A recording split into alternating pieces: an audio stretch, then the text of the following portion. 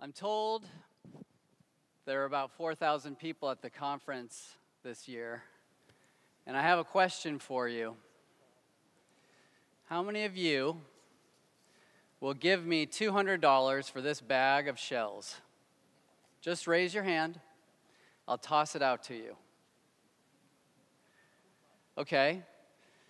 How many of you will give me $200 for these 2 bags of shells? I don't see one taker in the audience. I can't throw that far. Here's my point. These are cowrie shells. They're the most established, longest standing form of money that humanity has ever used. They're evidence of them, their first use in 10,000 BC by Paleolithic man. 5,000 BC through the Neolithic era. Chinese Shang dynasty, used throughout India, Africa, Asia, Europe, South Pacific. Even used as recently as last year and probably this year in the Solomon Islands and Papua New Guinea. But you wouldn't buy them from me, and you wouldn't use them to try to buy your coffee at Starbucks. Why is that? Well, we've moved on from this form of money. We've moved on from this store of value onto other forms of money, despite the fact that we used it for 12,000 years. And I think the lesson for us is that once we pick a new form of money that we like and that we trust and that we have faith in, we stick with it. We stick with it and we continue to use it. It's a very personal relationship for all of us. Money solves a number of difficult problems for us. It's a fundamental aspect of how we interact with each other. And so I'd like to spend a few minutes talking about a new form of money. And I think you can all guess what that probably is. A little bit about my background before we go into that, though. I started an investment company in Silicon Valley a couple of years ago after leaving a private equity firm that I spent several years at.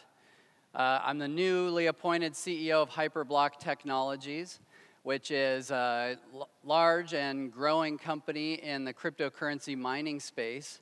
And I've created several millions of dollars in enterprise value in businesses along the way, with a particular focus on mobile product strategy and customer acquisition. But there's another piece of my background that you don't see here, which is that I grew up in a tiny Michigan farm town. Tiny Michigan farm town, and we didn't have a lot of money then. I spent quite a bit of time thinking about money, though not in the way that I think about money now. The thoughts that I had about money back then were, gosh, I wish I had some. My thinking has evolved. You can see my contact info here. I encourage you to reach out if you have ideas for collaboration or whatnot. A few notable projects. I'm an advisor to a venture firm in Los Angeles called Science Blockchain, a couple of other ICOs and investment companies that will be announced in the coming weeks and months. And then, as I mentioned, a top blockchain security or crypto mining data center here in North America. Here's a couple of pictures of it. Some of you may have seen this before.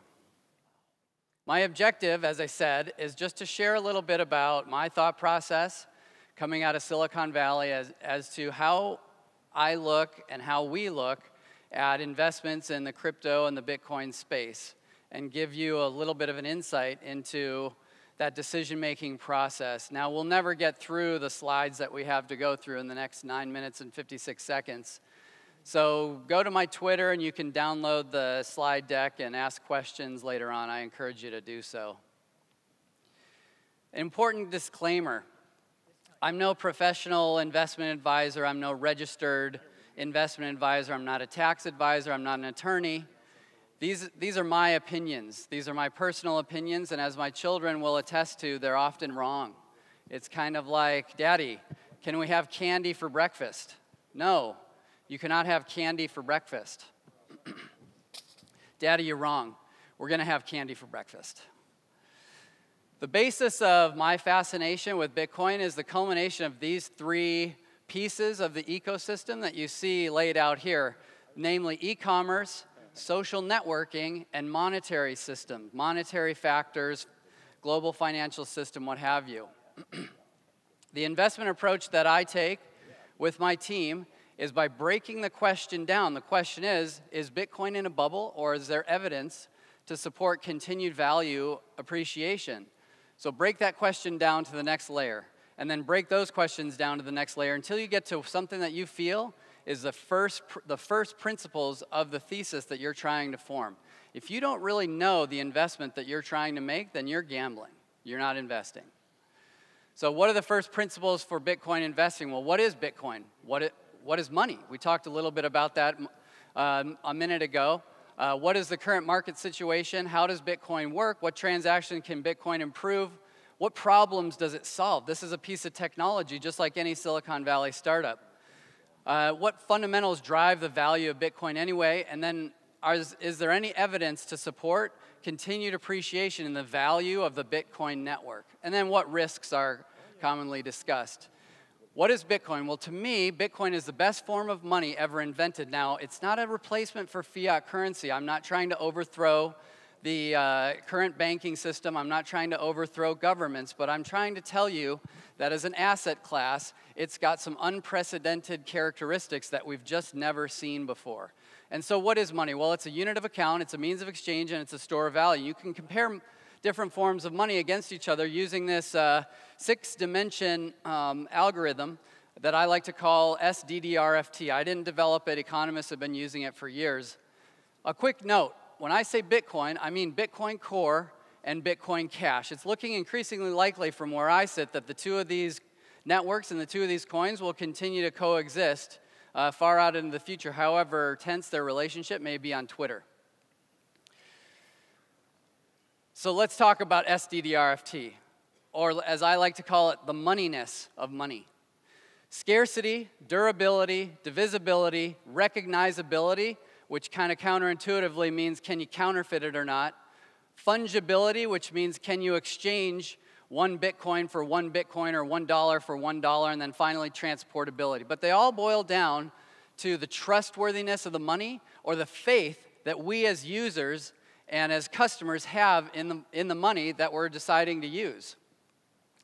And so I took it to the next step and I said, well, let's measure that. Let's quantify the moneyness of different forms of money, starting 12,000 years ago with cowrie shells, going through gold, US dollars, Argentinian pesos, frequent flyer miles, and Starbucks cards. And Bitcoin, of course. Now, I'm a little biased, but you can see that in this context, Bitcoin and I would say cryptocurrencies in a broader sense tend to score quite well in the 6 dimensions that I laid out. But what does that really mean? You know, we're quantifying it. So let's look at it qualitatively. We talked about faith in money. Well, what qualitatively illustrates faith in money? Well, it's neck tattoos, obviously. If you're willing to get a tattoo of something on your neck that's money, it means that you believe that that object or that form of money is going to have value tomorrow and into the future. And this made me think, I wonder if there's a precedent for neck tattoos of money. Because you would think that if we have this intimate relationship with money, that there were tattoos of US dollars and other forms of money historically. And guess what? There are. In fact, I found a tattoo of Roman imperatorial coinage from the first triumvirate, circa 59 BC. Now, this is a tattoo that presumably is recent. I found it on Google image search. But if you can imagine, people are still getting Roman money tattooed onto their bodies, then they were doing it in larger numbers back then. And I'm convinced that the Paleolithic man 12,000 years ago, the Paleolithic ballers were covered in cowrie shells. All right, we got to accelerate a little bit here. This is a past president of the New York Fed talking about moneyness. A note on recognizability. You can even counterfeit gold these days. A little bit of a side note on Bitcoin. It's a very, very weak correlation to other asset classes in a world that's heavily correlated.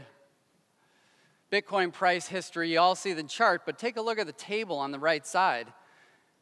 what is it, 6 out of the last 8 years, Bitcoin has appreciated by triple-digit percentages or more.